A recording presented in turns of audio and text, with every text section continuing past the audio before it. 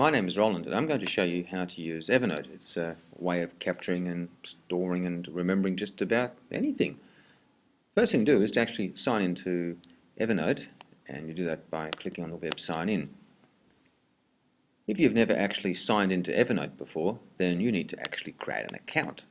And the account you create is done here by entering your email address, username and password. As it is, I've actually created an account already online, so I'm going to use that to log in.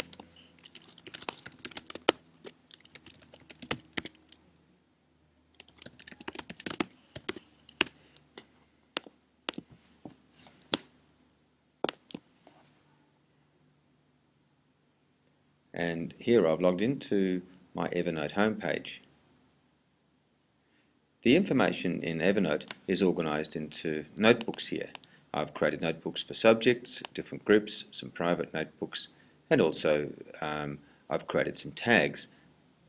Notebooks and tags are different. Notebooks are a little bit like bundles of notes, and the tags are a way of identifying particular notes, such as this one might be a curriculum plan, or this one might be something off the whiteboard.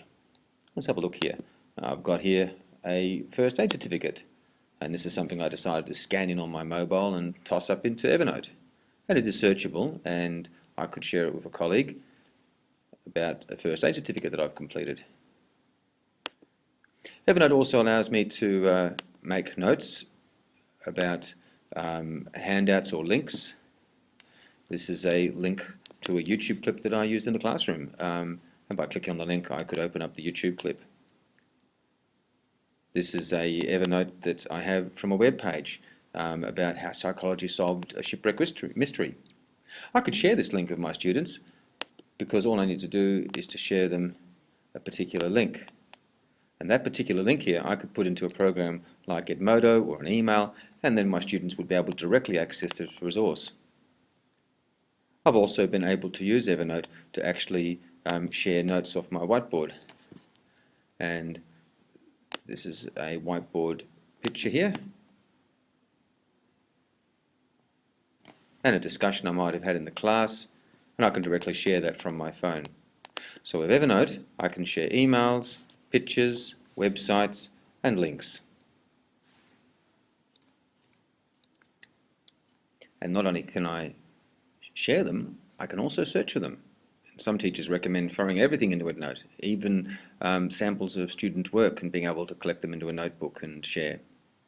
Now I've brought up my mobile phone here because I want to show you with Evernote how it works between devices. And this is my Evernote on my mobile phone. And you can see exactly the same thing you saw before.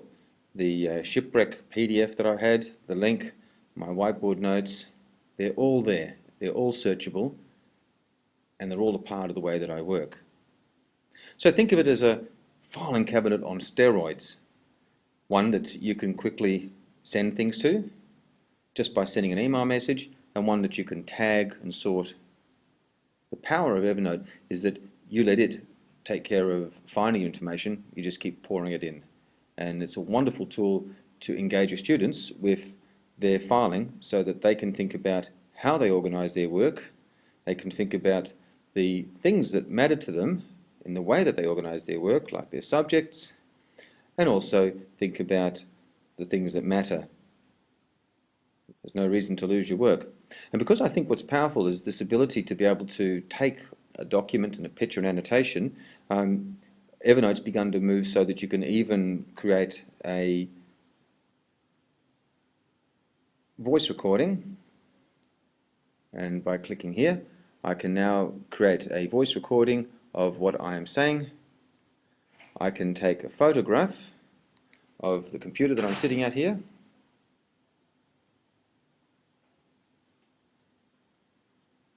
And all of this will be part of my Evernote package. And not only is it a part of what's on my phone, it's also a part of my desktop. If you have any questions about Evernote, make sure you have a chance to talk to Robert Barton or myself. Looking forward to your application of this in your professional life and in the classroom.